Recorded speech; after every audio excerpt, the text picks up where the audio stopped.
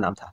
और आप देख सकते हैं कि आप अपने स्क्रीन पे एक बार देख पा रहे होंगे कि हमारे पास 4 ऑप्शंस हैं, दुर्गा देवी, राम प्यारी, राधा एंड कमला देवी। तो डियर स्टूडेंट्स, आपने इस पेपर की पढ़ाई अच्छे से की है, तो आप अपने मन में सही जवाब देखिए और मेरे साथ अपने सही जवाब को चेक करिए कि क्या था। तो पहले का राइट आंसर है इस बी। फर्स्ट क्वेश्चन का राइट आंसर है बी। डियर स्टूडेंट्स, तो आप बिल्कुल एश्योर हो जाए कि दीनदयाल उपाध्याय जी के माता का नाम राम प्यारी था। दूसरा क्वेश्चन पूछ रहा है पंडित दीनदयाल उपाध्याय जी का उपनाम क्या था? और जो 4 ऑप्शंस आपके स्क्रीन पे है डियर स्टूडेंट्स, दीनू, दया, दीना, देव। तो डियर स्टूडेंट्स, ये सबको आपको पता ही होगा इसका राइट आंसर है दीना। यानी पंडित दीनदयाल उपाध्याय जी का मेरे साथ आप भी एक बार रिपीट करते चलिए कि उनका उपनाम दीना था, और इसको आप लेके श्योर रहिए कि उनका उपनाम दीना था। ठीक डियर स्टूडेंट, थर्ड क्वेश्चन पे चलते हैं। दीनदयाल उपाध्याय की मृत्यु निम्न में से किस स्थान पे हुई? तो ये जो क्वेश्चन है ये काफी इंपॉर्टेंट क्वेश्चन है और बहुत बार एग्जाम्स में पूछा जाता है। तो पंडित दीनदयाल उपाध्याय जी की मृत्यु आपको क्या लगता है, वाराणसी में हुई, इलाहाबाद में हुई, मुगल सराय में हुई या पटना में हुई? तो जी हाँ डियर स्टूडेंट्स, इसका राइट आंसर सी है, यानी मुगल सराय में हुई। पंडित दीनदयाल जी का निधन मुगल सराय में हुआ था। अगले क्वेश्चन की तरफ मूव करते हैं। राष्ट्र धर्म किस तरह की पत्रिका थी? क्वेश्चन को बहुत ध्यान से आपको स्टूडेंट्स कहना चाहूंगा कि आप क्वेश्चन को बहुत ध्यान से पढ़िएगा और फिर अपने आंसर्स को करिएगा। कभी कभी कंफ्यूजिंग प्रश्न आते हैं और हम जल्दीबाजी में प्रश्नों को सही ढंग से अध्ययन नहीं कर पाते हैं। तो अगला क्वेश्चन पे हम फोकस करते हैं और ये किस तरह की पत्रिका थी? तो डियर स्टूडेंट्स, आपको बता दूं कि ये एक तरह की मासिक पत्रिका थी। ये जो महीने में एक बार जो पत्रिका आती है उसको मासिक कहते हैं। साप्ताहिक पत्रिका कहने की बताने की आपको आवश्यकता नहीं कि हफ्ते में ये पत्रिका एक बार आती है। पाक्षिक जो 15 दिन का पक्ष होता है, पक्ष एक्चुअली वास्तव में 15 दिन के टेन्योर को पक्षिक कहते हैं। तो 15 दिन का एक पक्ष और दूसरा पक्ष होता है 15 दिन का, और जो दोनों मिलकर एक महीने को बनाते हैं। और दैनिक को बताना चाहूंगा कि जो रोज आती है, जैसे न्यूज़पेपर हमारा हो गया, जैसे दैनिक जागरण न्यूज़पेपर हो गया, हिंदुस्तान हो गया, ये दैनिक न्यूज़पेपर है। ओके डियर स्टूडेंट्स, अगले क्वेश्चन की तरफ मूव करते हैं। अगला क्वेश्चन है पांचजन्य पत्रिका थी। तो आपको क्या लग रहा है, ये मासिक पत्रिका थी, पाक्षिक पत्रिका थी, साप्ताहिक थी या दैनिक थी? चूंकि मैं आपको बता चुका हूँ कि मासिक क्या होती है, पाक्षिक क्या होती है, साप्ताहिक और दैनिक क्या होती है। तो ये किस तरह की पत्रिका थी? तो मैं आपको बताना चाहूंगा डियर स्टूडेंट, ये साप्ताहिक पत्रिका थी। ये कैसी पत्रिका थी? साप्ताहिक पत्रिका थी। अगले क्वेश्चन की तरफ मूव करते हैं। पंडित दीनदयाल अखिल भारतीय जनसंघ के महामंत्री कब बने? अगर आपने इनके जीवनी को अच्छे से पढ़ा है तो डियर स्टूडेंट्स आपको पता होना चाहिए कि दीनदयाल उपाध्याय जी महामंत्री अखिल भारतीय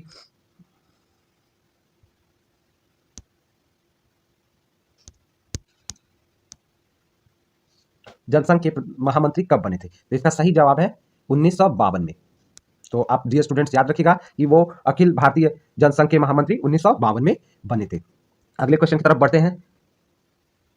क्वेश्चन है पंडित दीनदयाल उपाध्याय के अनुसार पंडित दीनदयाल उपाध्याय के अनुसार व्यक्ति की न्यूनतम आवश्यकताओं को निम्नलिखित में से क्या सम्मिलित नहीं था? यानी वो किस चीज को मूलभूत चीज मानते थे या जरूरी चीजें मानते थे एक साधारण व्यक्ति के लिए? तो इसमें से आप अपने ऑप्शंस देख लीजिए। आपका पहला ऑप्शन पेपर में आया हुआ था, ए रोटी, बी कपड़ा, सी मकान और डी सरकारी नौकरी। तो डियर स्टूडेंट्स, मैं बता रहा हूँ कि क्या सम्मिलित नहीं था। उन्होंने सरकारी नौकरी को कोई प्राथमिकता नहीं दी थी। उन्होंने उनके हिसाब से रोटी, कपड़ा, मकान न्यूनतम आवश्यकता में आती है, सरकारी नौकरी न्यूनतम आवश्यकता में नहीं आती है। ठीक है डियर स्टूडेंट्स, आप हर क्वेश्चन को ध्यान से देखिएगा। बढ़ते हैं नेक्स्ट क्वेश्चन की तरफ। अगला क्वेश्चन जो था, पंडित दीनदयाल उपाध्याय जी की मृत्यु कब हुई? अगला क्वेश्चन कह रहा है कि पंडित दीनदयाल उपाध्याय जी की मृत्यु कब हुई? When did Pandit Deendayal Upadhyaya die? तो इनकी मृत्यु कब हुई? हमारे स्क्रीन पे जो चारों ऑप्शंस आपको दिख रहे हैं, आप अपने को चेक करते रहेगा डियर स्टूडेंट्स। इस वीडियो के आपको पंडित दीनदयाल उपाध्याय का जन्म, उनकी मृत्यु, उनसे जुड़े हुए स्थान, उनसे जुड़ी हुई पत्रिकाओं को अच्छे से याद रखना है। हम इस पे एक डिटेल वीडियो लेके आने की कोशिश करेंगे जिसपे आपको सारी डिटेल्स पॉइंट वाइज देने चाहिए। अभी हम यहाँ पे फोकस करते हैं डियर स्टूडेंट्स और कोशिश करते हैं कि आपको आगे ले चलते हुए सही जानकारी प्रदान करते हुए आगे बढ़ें। तो पंडित दीनदयाल उपाध्याय की मृत्यु 11 फरवरी 1968 को हुई थी। 11 फरवरी 1968 को हुई थी। अगले क्वेश्चन की तरफ बढ़ते हैं स्टूडेंट। दीनदयाल उपाध्याय के समाज में अंतिम व्यक्ति के उत्थान की अवधारणा को किस नाम से जाना जाता है? समाज के अंतिम व्यक्ति के उत्थान की अवधारणा को किस नाम से जाना जाता है? तो डियर स्टूडेंट्स, इसका सही जवाब है उसको अंत्योदय के नाम से जाना जाता है। समाज के अंतिम व्यक्ति के उत्थान की अवधारणा को अंत्योदय नाम से जाना जाता है।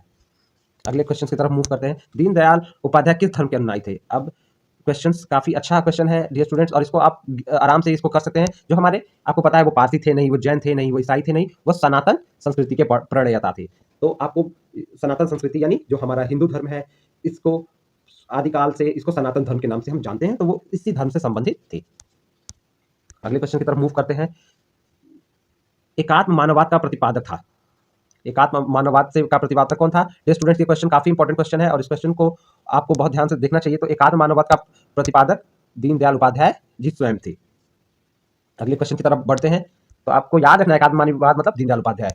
12वां क्वेश्चन की तरफ मूव करते हैं कि दीनदयाल उपाध्याय का पिताजी का क्या नाम था। तो ये क्वेश्चन का सीधा सा जवाब है भगवती प्रसाद उपाध्याय। जाके आप देख भी सकते हैं मुखर्जी, दयाल, लेकिन कंफ्यूज नहीं होइएगा, वो भगवती प्रसाद उपाध्याय जी ही उनके पिता का नाम था। अगले क्वेश्चन की तरफ चलते हैं। दीनदयाल उपाध्याय का जन्म निम्नलिखित में से किस जिले में हुआ था। मथुरा, इटावा, आगरा या मेरठ। तो इसका सही जवाब है डियर स्टूडेंट्स, आप अपने आप को चेक करते रहिएगा कि इसका सही जवाब मथुरा है। यानी उनका जन्म किस जिले में हुआ था, उत्तर प्रदेश के मथुरा में उनका जन्म हुआ था। आगे बढ़ते हैं डियर स्टूडेंट्स।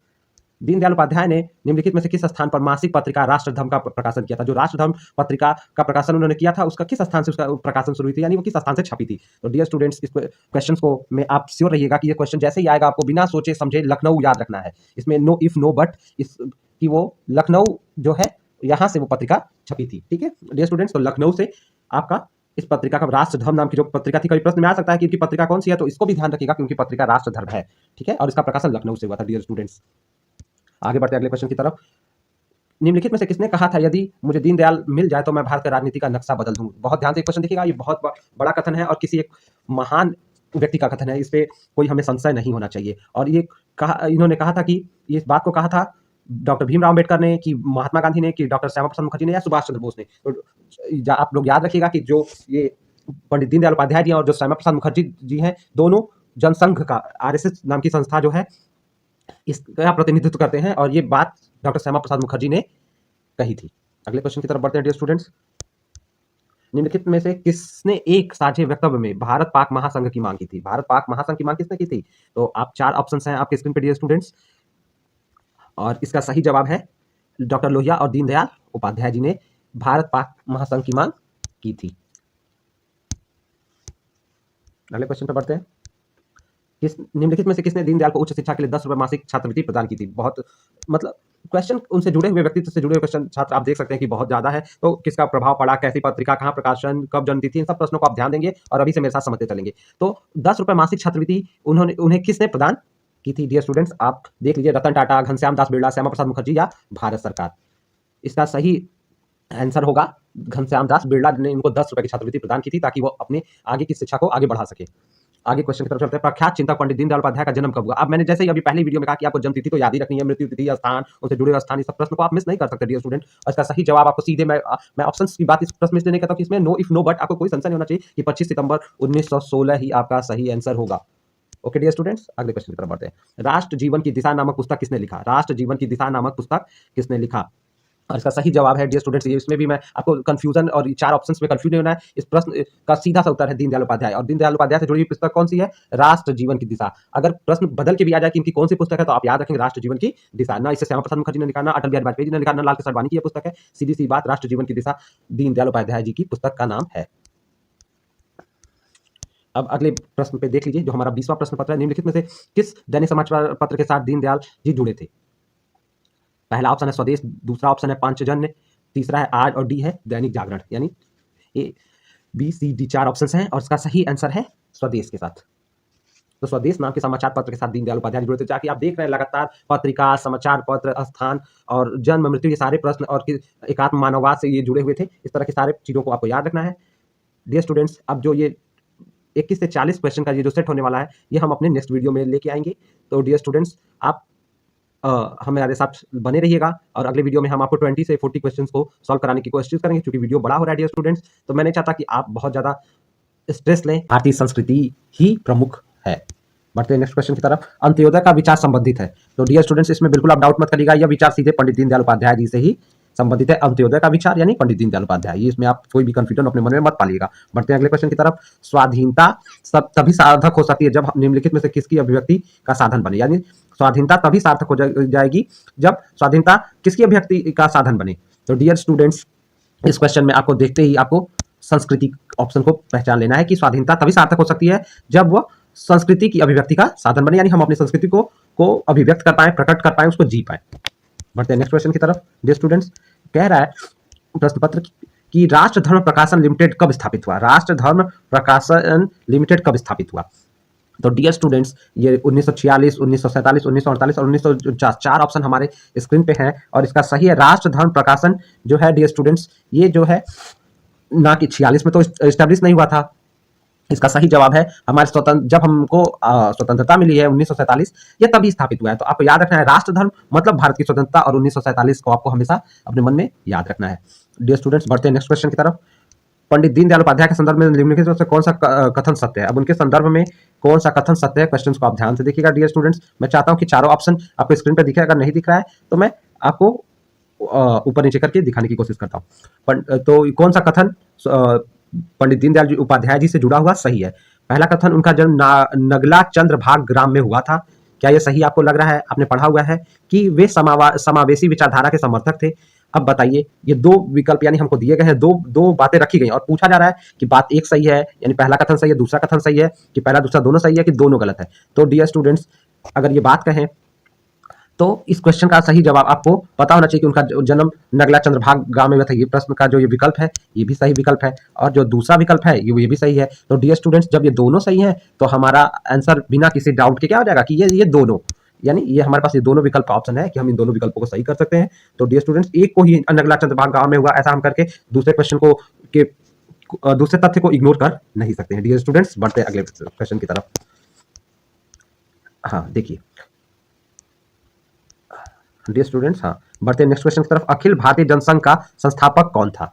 अखिल भारतीय जनसंघ का संस्थापक कौन था? डियर स्टूडेंट्स, जनसंघ की बात आती है तो मैंने बताया था कि डॉक्टर श्यामा प्रसाद मुखर्जी, लाल कृष्ण आडवाणी, अटल बिहारी वाजपेयी और खास करके जो सर्वोच्च व्यक्ति दीनदयाल उपाध्याय जी हैं, ये सारे लोग अखिल भारतीय जनसंघ यानी आरएसएस से जुड़े हुए हैं। और इसका सही जवाब होगा हमारे पास इसमें से डॉक्टर श्यामा प्रसाद मुखर्जी का ऑप्शन दिख रहा है, और जनसंघ के संस्थापक डॉक्टर श्यामा प्रसाद मुखर्जी जी स्वयं थे।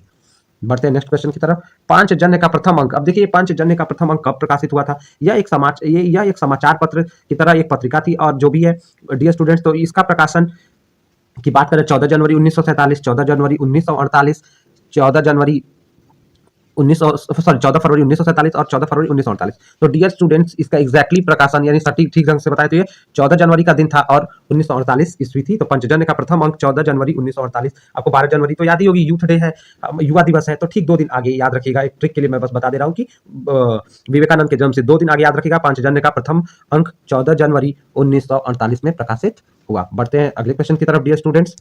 पंचजन का प्रथम संपादक कौन था? देखिए अब ये आप सोचेंगे पंचजन्य क्यों बार बार पूछ ले रहा है, तो डियर स्टूडेंट्स इसका सीधा सा बात है कि इसके पूछने के पीछे तर्क यही है कि यह बहुत महत्वपूर्ण है, और ये प्रश्न पत्र कहीं ना कहीं ये दीनदयाल उपाध्याय जी से जुड़ा हुआ है, और या उनके चीजों पर प्रकाश डाल रहा है, तो भी हमारे प्रश्न पत्र में ये बार बार पंचजन्य का जिक्र आ रहा है।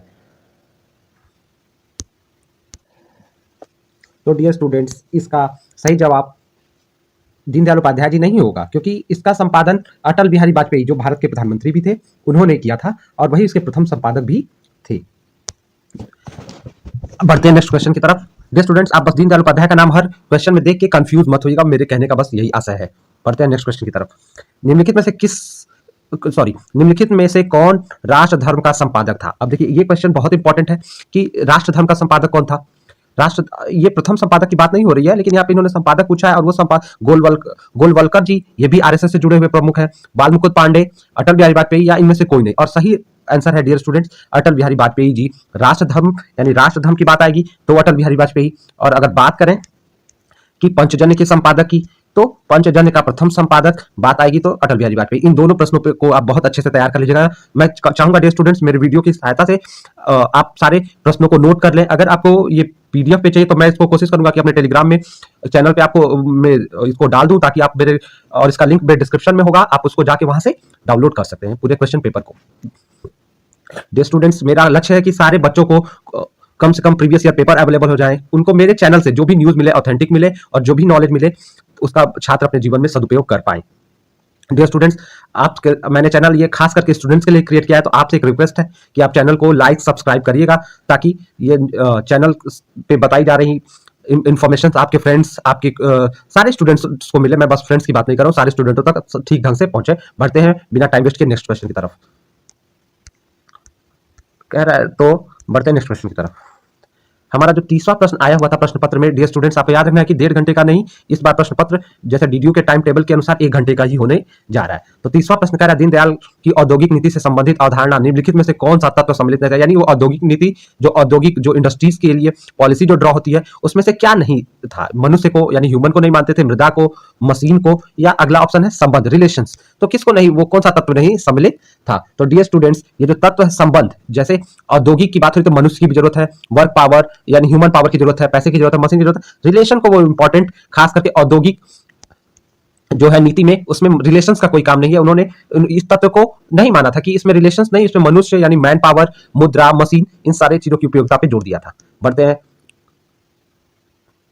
तो अगला क्वेश्चन जो है हमारा, दीनदयाल की आर्थिक विचारधारा के संदर्भ में निम्नलिखित में से कौन सा कथन सत्य है। अब आर्थिक विचारधारा के बारे में बात की जाए कि आर्थिक विचारधारा में से कौन सा ये कथन इसमें से सही है। देखते हैं चारों कथनों को एक बार ध्यान से, कि प्रत्येक व्यक्ति को काम, रोजगार आर्थिक प्रजातंत्र का मापदंड है। प्रत्येक व्यक्ति को काम, यानी उनका ये पहला पॉइंट करा कि प्रत्येक व्यक्ति के पास काम यानी रोजगार होना चाहिए, ये आर्थिक प्रजातंत्र का मापदंड है। दूसरा कह रहा है रोजगार केंद्रित उत्पादन, निवेश तथा विकास की रणनीति बनानी चाहिए। तो अब देखिए क्या ये दोनों सही है या बस एक ही सही है। तो आर्थिक विचारधारा को आपको ध्यान में रखिए, प्रत्येक व्यक्ति को रोजगार मिले, कि रोजगार केंद्रित उत्पादन। तो डियर स्टूडेंट्स मैं आपको बता दूं कि ये जो दोनों ऑप्शन है ये दोनों ऑप्शन ही सही है, और ये दोनों ऑप्शंस यानी ये जो दोनों ऑप्शंस है ये दोनों ऑप्शन आपके सही ऑप्शन है।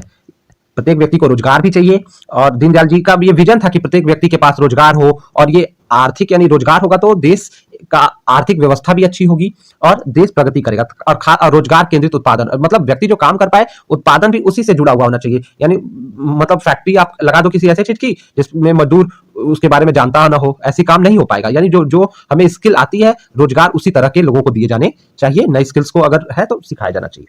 बढ़ते हैं नेक्स्ट क्वेश्चन की तरफ। शरीर, मन, बुद्धि और आत्मा कैसी होनी चाहिए। अगला क्वेश्चन कह रहा है कि शरीर, मन, बुद्धि, आत्मा कैसी होनी चाहिए। अब ये क्वेश्चन तो काफी अच्छा क्वेश्चन है डियर स्टूडेंट्स, और अलग अलग होना चाहिए। मन, शरीर, मन, बुद्धि, आत्मा एकीकृत होना चाहिए, एक में होना चाहिए, सुसंस्कृत होना चाहिए, या उसमें से कोई नहीं। तो अब सुसंस्कृत मतलब ठीक ढंग से, और एकीकृत मतलब होता है कि एक में। तो शरीर, मन, बुद्धि, आत्मा एकीकृत नहीं होगी, इसका ध्यान दीजिएगा डियर स्टूडेंट। इसका सही जवाब है सुसंस्कृत होनी चाहिए, मतलब ठीक ढंग से व्यवस्थित होनी चाहिए। बढ़ते हैं नेक्स्ट क्वेश्चन की तरफ। दीनदयाल के अनुसार औद्योगिक नीति पर विचार करते समय कितने बिंदुओं पर ध्यान देना चाहिए। अब वो कितने बिंदु जो ठीक है औद्योगिक नीति, अब औद्योगिक नीति के बारे में मैंने पहले बताया, क्वेश्चन में संबंध को उन्होंने प्राथमिकता नहीं दी थी, अब पूछ रहा है कितने बिंदुओं पे ध्यान देना चाहिए, 7, 6, 5, 4। तो स्टूडेंट्स अगर बात करें कि जो औद्योगिक नीति है तो इसके बारे में दीनदयाल उपाध्याय जी का सीधी सीधी 4, एक मिनट स्टूडेंट, तो वो 4 औद्योगिक नीतियों पे मतलब औद्योगिक नीतियों के 4 बिंदुओं पे विचार करने की बात करते हैं। तो इसका सही उत्तर 4 होगा। अगला क्वेश्चन देखते हैं, किसने कहा आर्थिक और राजनीतिक सत्ता का विकेंद्रीकरण हमारा मुख्य सिद्धांत है, यानी विकेंद्रीकरण मतलब डिसेंट्रलाइजेशन। तो कह रहा है किसने कहा कि आर्थिक और राजनीतिक सत्ता का विकेंद्रीकरण ही हमारा प्रमुख सिद्धांत है। तो डियर स्टूडेंट्स ये क्वेश्चंस जो है आपकी स्क्रीन पे है, जो इसको किसी और ने नहीं दीनदयाल उपाध्याय जी ने ही कहा था। बढ़ते हैं अगले क्वेश्चन की तरफ, बिना टाइम वेस्ट किए, क्योंकि डियर स्टूडेंट मुझे पता है वीडियो बड़े हो जाते हैं तो, लेकिन ये वीडियो काफी इंटरेस्टिंग है डियर स्टूडेंट्स, ये सारे क्वेश्चंस आपको देख के ही जाने चाहिए, और ये आशा करता हूं कि आप इस क्वेश्चन का लाभ उठाएंगे, और इन क्वेश्चन में बस सीधे बस आंसर्स को नहीं याद करेंगे, और ऑप्शंस या जो भी है उससे जुड़ी हुई इन्फॉर्मेशन को भी दिमाग में रखेंगे। पढ़ते हैं अगले क्वेश्चन को। दीनदयाल उपाध्याय ने किस उद्योग को बढ़ावा दिया। अब देखिए, अब उद्योग से रिलेटेड उनके यानी वो जो उद्योग से जुड़े हुए उनके क्या विचार हैं, तो लघु उद्योग, कुटीर उद्योग, बड़े धंधे में से कोई नहीं।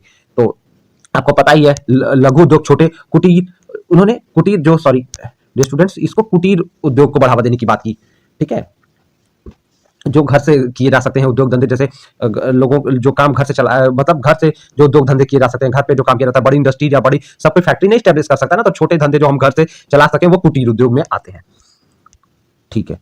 अगले क्वेश्चन की तरफ बढ़ते हैं। पंडित दीनदयाल उपाध्याय का अनमोल विचार था। अब देखिए क्वेश्चन तो काफी अच्छा है डियर स्टूडेंट्स, अगर आप दीनदयाल उपाध्याय पढ़ते हैं और इस तरह के प्रश्न तो किसी भी स्टूडेंट्स को प्रिपेयर होना चाहिए। देखिए अनमोल विचार क्या था। अब उनका अनमोल विचार आप कुछ भी हो सकता है डियर स्टूडेंट्स, आपको बिना ऑप्शन पढ़े ये नहीं कह सकते बस यही अनमोल विचार है। हम उसमें से देखेंगे कि उन्होंने किस किस की बात की और वो हमारे ऑप्शंस में है कि नहीं। तो मैं आपके लिए एक बार ऑप्शंस भी पढ़ दे रहा हूं ताकि आपको कोई दिक्कत ना हो। अगर आपको स्क्रीन में कोई प्रॉब्लम आ रही तो बस आप ऑप्शन, पहला ऑप्शन करा है हमारी राष्ट्रीयता का आधार भारत माता है, दूसरा स्वप्रेम, तीसरा आत्मीयता, और चौथा जागरूकता। तो अनमोल विचार किस बारे में है, क्या लग रहा है आपको डियर स्टूडेंट्स, आपने तो थोड़ा बहुत उनको पढ़ा ही है। तो इसका सही जवाब है कि देखिए पहला ऑप्शन कह रहा है हमारी राष्ट्रीयता ही भारत का आधार भारत माता, यानी हमारा जो अस्तित्व है वो भारत माता से, हम जो सिटीजन है इंडिया से, तो जस्ट बिकॉज कि जो है ये हमारा देश जो है सब जो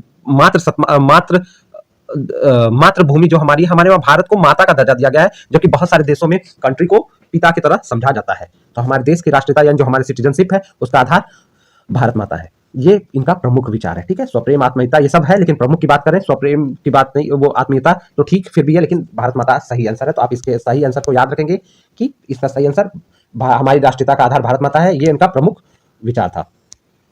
बढ़ते हैं अगले क्वेश्चन की तरफ। जनसंघ सिद्धांत और नीति का लेखक कौन है? जनसंघ सिद्धांत और नीति का लेखक कौन है? 4 ऑप्शन है, देखिए महात्मा गांधी, रविन्द्रनाथ टैगोर, राम मोहन राय और पंडित दीनदयाल उपाध्याय। तो जनसंघ के सिद्धांत की बात करें डियर स्टूडेंट्स, तो इस पुस्तक को किसने लिखा हुआ है? तो ये जो है देखिए, महात्मा गांधी ने तो लिखा नहीं। महात्मा गांधी की फेमस पुस्तक है माई एक्सपेरिमेंट विद ट्रूथ, यानी मेरे सत्य के प्रयोग। रविन्द्रनाथ टैगोर की फेमस पुस्तक गीतांजलि हो जाती है। अब राम मोहन राय समाज सुधारक थे, ये किताब पंडित दीनदयाल उपाध्याय जी की ही है। इसमें आप निश्चित रहिए। तो जनसंघ सिद्धांत और नीति, यानी जनसंघ सिद्धांत और नीति यानी दीनदयाल उपाध्याय जी की ही कृति है। बढ़ते हैं नेक्स्ट क्वेश्चन की तरफ।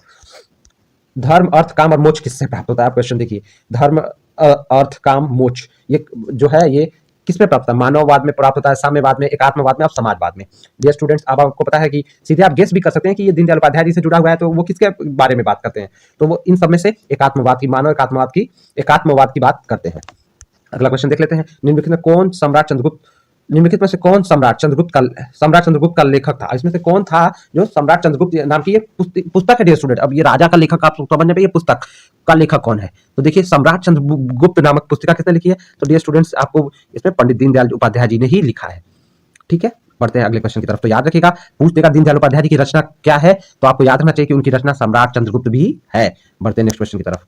जगत गुरु शंकराचार्य किसकी रचना है? अब ये इसमें भी आपको कोई डाउट नहीं होना चाहिए कि ये पंडित दीनदयाल उपाध्याय जी की रचना है। विवेकानंद की रचना है नहीं, महात्मा गांधी की रचना मैंने आपको बताई, कबीर के दोहे हैं, और ये पंडित दीनदयाल उपाध्याय। पंडित दीनदयाल उपाध्याय की मृत्यु कब हुई? तो स्टूडेंट, इसका राइट आंसर हो जाएगा पंडित जी की मृत्यु 11 फरवरी 1968, यानी राइट आंसर हो जाएगा आपका ऑप्शन डी। ठीक है, तो यानी 11 फरवरी 1968 को। ठीक है, अगला क्वेश्चन है, दीनदयाल उपाध्याय की मृत्यु निम्न से किस स्थान पे हुई? तो स्टूडेंट, वो स्थान था मुगल सराय रेलवे स्टेशन के पास। तो मुगल सराय, वो स्थान क्या था? मुगल सराय हो जाएगा कि दीनदयाल उपाध्याय डाइट एट मुगल सराय। ओके, अगला प्रश्न आया था, राष्ट्र धर्म किस तरह की पत्रिका थी? तो राष्ट्र धर्म जो है वो मासिक पत्रिका थी। इट वॉज अ मंथली, ठीक है, मैगजीन, मंथली मैगजीन थी। चलिए, अगला प्रश्न आया है, दीनदयाल उपाध्याय भारतीय जनसंघ के महामंत्री बने। तो स्टूडेंट, जो दीनदयाल उपाध्याय हैं वो भारतीय जनसंघ के मंत्री बने थे 1952 में, 1952 में, 1952 में। चलिए, अगला प्रश्न देख लेते हैं। दीनदयाल उपाध्याय के अनुसार व्यक्ति की न्यूनतम आवश्यकता में निम्नलिखित में से क्या सम्मिलित नहीं था? तो स्टूडेंट, इसका राइट आंसर हो जाएगा कि रोटी, कपड़ा, मकान तो था, लेकिन गवर्नमेंट जॉब जो है वो उनके क्या कहते हैं, इंक्लूडेड नहीं था कि minimum requirement of a person में कि उसकी जरूरत होती है। ठीक है, रोटी, कपड़ा, मकान सब कुछ, सरकारी नौकरी की बात उन्होंने नहीं की थी। अगला प्रश्न आया हुआ था, दीनदयाल उपाध्याय जी की माता का क्या नाम था?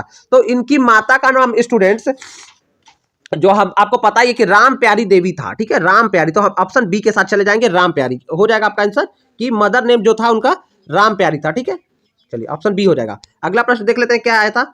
अगला प्रश्न है, पंडित दीनदयाल उपाध्याय कब से कब तक जनसंघ के अध्यक्ष रहे? कब से कब तक? तो बस 1967 से 68, जो ऑप्शन ए है कि जो ऑप्शन ए कह रहा है कि वो दीनदयाल जी जनसंघ से अध्यक्ष रहे 1967 से 1968। ठीक है, ऑप्शन ए। ठीक है, चलिए, जनसंघ के जो वो प्रेसिडेंट 1967 से 68 तक रहे। अगला प्रश्न क्या है, सम्राट चंद्रगुप्त किस सन में प्रकाशित हुई? तो आपको पता ही है स्टूडेंट कि सम्राट चंद्रगुप्त जो है ये इनकी रचना ही है दीनदयाल उपाध्याय जी की, और ये प्रकाशित हुई 1946 में, 1946 में। ठीक है, राइट आंसर हो जाएगा 1946 में। अगला प्रश्न क्या आया होता? अगला प्रश्न आया होता स्टूडेंट कि पंडित दीनदयाल उपाध्याय के नाना जी का क्या नाम था? तो स्टूडेंट, इसका राइट आंसर हो जाएगा कि चुन्नीलाल, ऑप्शन बी। उनके नाना, द ग्रैंडफादर जो थे, उनके मैटरनल ग्रैंडफादर चुन्नीलाल शुक्ला। ठीक है, चुन्नीलाल शुक्ला था। ठीक है, चलिए, अगला प्रश्न आया था, पंडित दीनदयाल ने संघ का प्रचार किस जिले से शुरू किया था?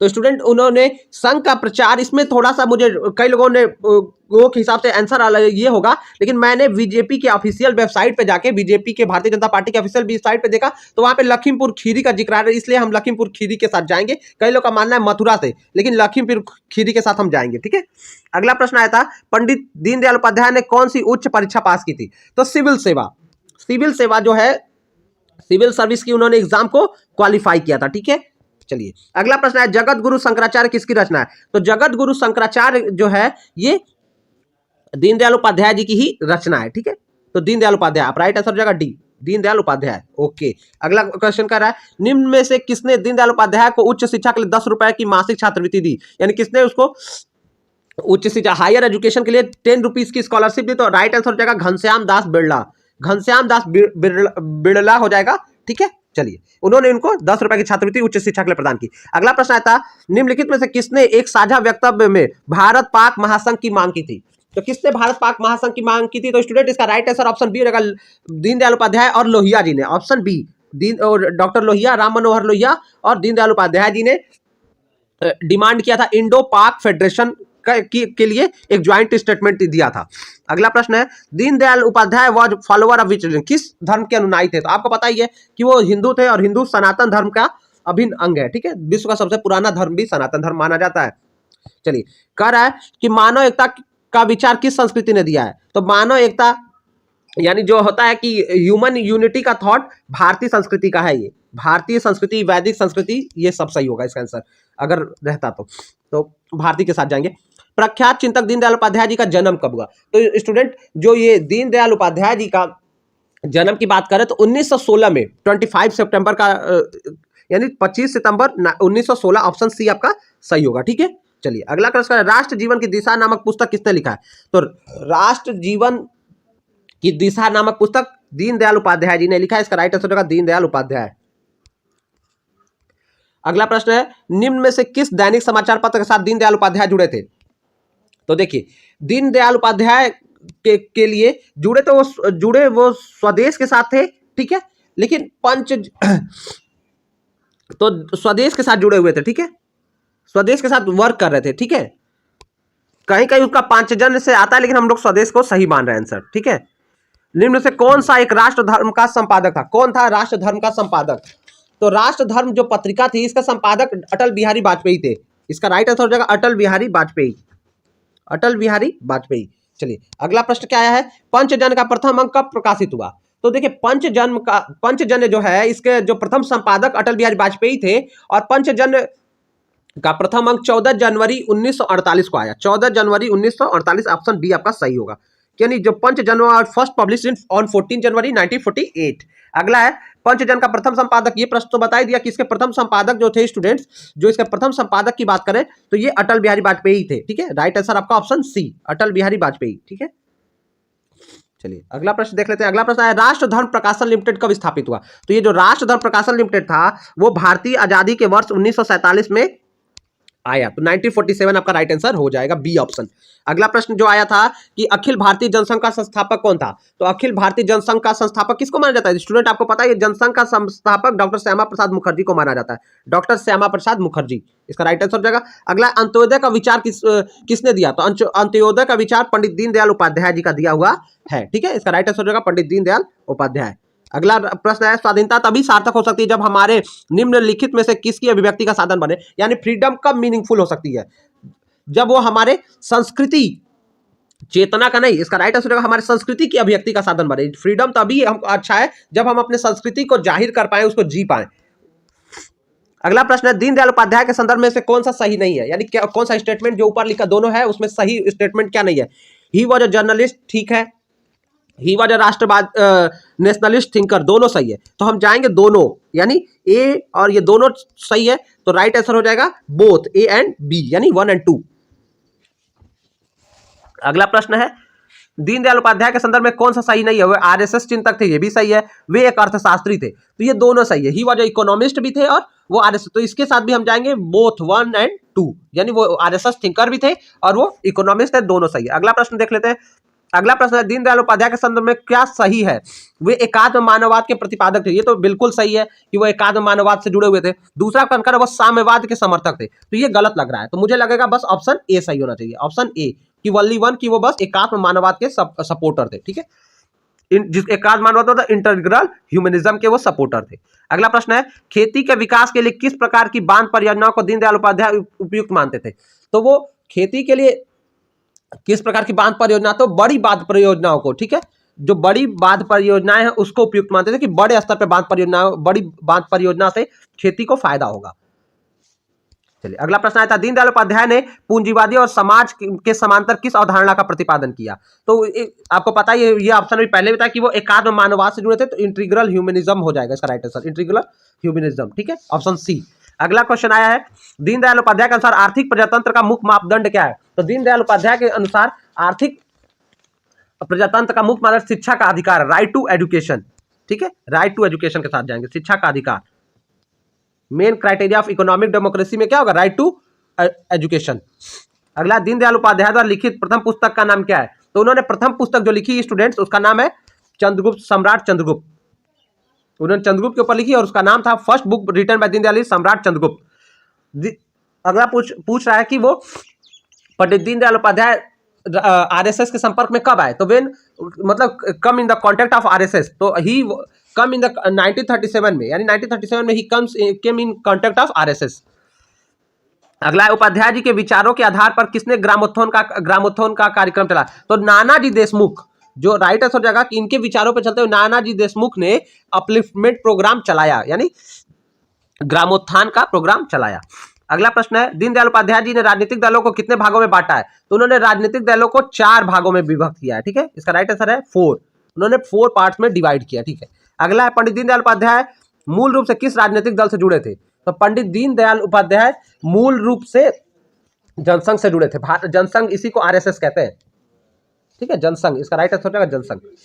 चलिए अगला प्रश्न देख लेते हैं कि देश में बेकारी समस्या के लिए दीनदयाल जी निम्न में किसे दोषी मानते थे? तो जो बेकारी समस्या थी, इसके लिए वो राजनीतिक व्यवस्था को, शिक्षा व्यवस्था को, सामाजिक व्यवस्था, इन तीनों को दोषी मानते थे। राइट आंसर आपका डी हो जाएगा, डी, उपयुक्त सभी, यानी ये सब दोषी है। अच्छी राजनीतिक व्यवस्था होनी चाहिए, अच्छी शिक्षा व्यवस्था और अच्छी सामाजिक व्यवस्था होनी चाहिए, अगर देश में बेकारी, अनएम्प्लॉयमेंट को खत्म करना है तो। दीनदयाल उपाध्याय जी पर डाक टिकट किस बार जारी हुआ? पहली बार बात करें, डाक टिकट तो कई बार, लेकिन फर्स्ट 78 में, 1978 में फर्स्ट टाइम जारी किया गया, 1978 में, ठीक है। चलिए अगला प्रश्न, लास्ट प्रश्न जो आया है, दीनदयाल जी ने अपनी अंतिम यात्रा किस ट्रेन से की थी? तो उन्होंने अपनी अंतिम यात्रा पठानकोट सियालदाह एक्सप्रेस से की थी। तो स्टूडेंट, आशा करता हूं कि आपको ये मेरा वीडियो लेक्चर अच्छा लगा होगा। आप इस वीडियो की मदद से आपने सारे आंसर्स को जांच पाएंगे। हमने पूरी कोशिश किया कि आपको ऑथेंटिक सोल्यूशन दे। स्टूडेंट, आपको मेरा वीडियो लेक्चर पसंद आ रहा है, आप और अच्छा आपको लगता है कि मुझे और वीडियोस आपके लिए ऐसे ही प्रीवियस ईयर पेपर करने थे, तो आप कमेंट करके भी बताइएगा। चैनल को लाइक सब्सक्राइब करिएगा और आपके कितने नंबर आए आप जरूर मुझे कमेंट में बताइएगा, ठीक है। थैंक यू सो मच, और आपके आने वाली परीक्षाओं के लिए आपको गुड लक।